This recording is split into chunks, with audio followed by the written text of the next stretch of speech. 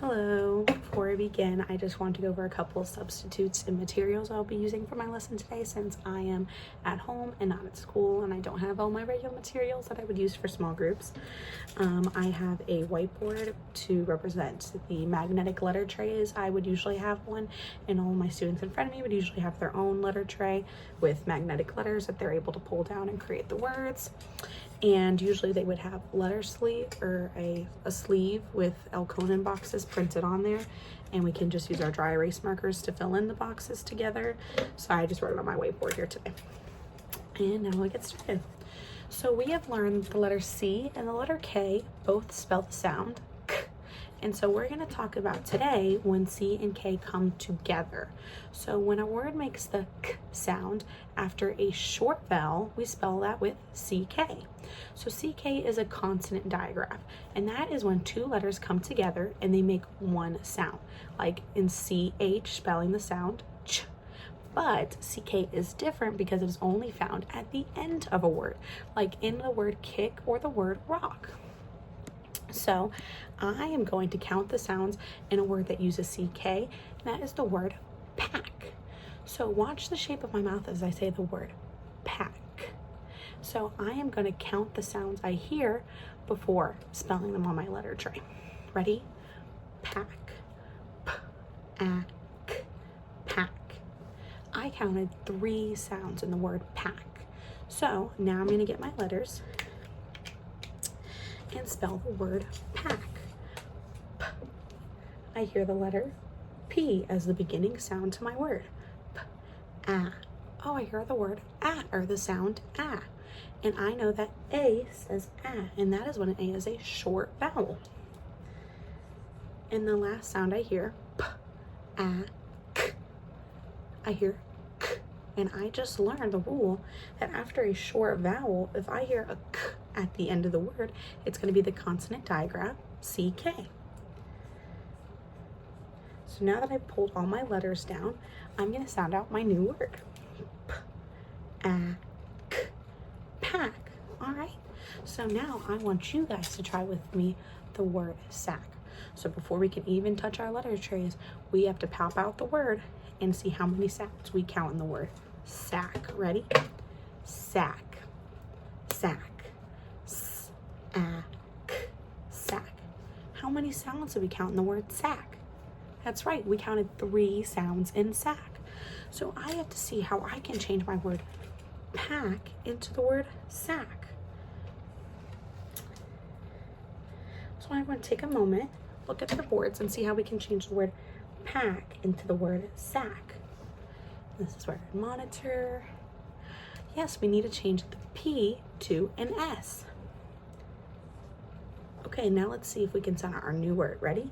S-a-k, sack. Awesome. All right. So now that we've done it together and we've practiced using digraph CK, I want you to try it on your own.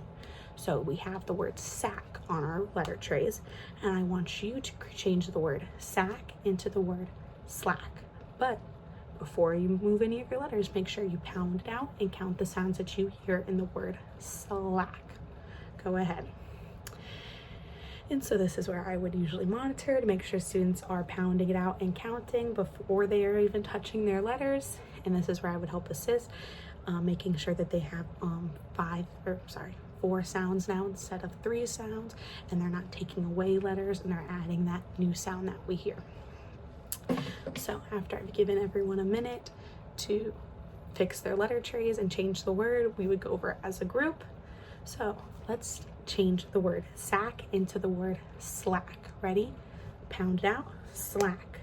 S-l-a-k.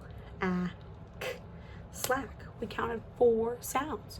So we have the word s-a-k, and we need the word s-l-a-k. How can we change the word sack into the word slack? That's right. We need to add an L into the word between the S and the A. So let's read our new word. S-l-a-k, slack. Good.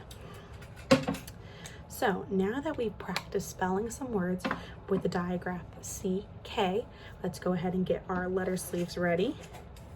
and write a new word. So I want you to get ready to spell the word duck. So let's do it together. Ready? Duck. D-U-C-K. Duck. How many sounds did we count in the word duck? That's right, we heard 3 sounds in the word duck. So let's go ahead and try it out. Duck. D. I hear my first sound. D, d, d. D. D, and I hear short vowel U, So I have k as my last sound, and I heard a short vowel. So that's going to follow our new rule with consonant digraph, CK. Yes. So D, k. Right? Let's sound it out. D, k. Duck. So now we have our new word, duck. So now I want all of you to give it a try. In your Elkonin boxes, can you write the word tick? But before you write it, make sure you pound out the word and count how many sounds you hear in the word tick. This is where I would give students a moment to pound it out and write it in their boxes by themselves before I assist. And this is where I would also help assist with any common misconceptions, which a lot of times with the digraph CK, students are still prone to use just a C or just a K. And this would really be the time to keep applying that rule of hearing CK at the end of the word after a short vowel and getting that to stick, because a lot of times we'll still see, especially ASC or ELL students, using just C, just K, just C, just K. So this would be a time where I give them a moment to try on their own and assist them, and then we would go over it together. All right, so I see everyone first pounded out the word tick. Let's go ahead and do that with me. All right, ready? Tick, t-ick. How many sounds did you guys hear when you heard pound out the word tick? 3 sounds. Awesome job. So we know that we need 3 boxes to write the word tick. Good. So what is the first sound I hear in the word tick? T, T. Awesome. T, I, I. What letter says I? That's right. I says I. And I know that this is a short vowel I saying I.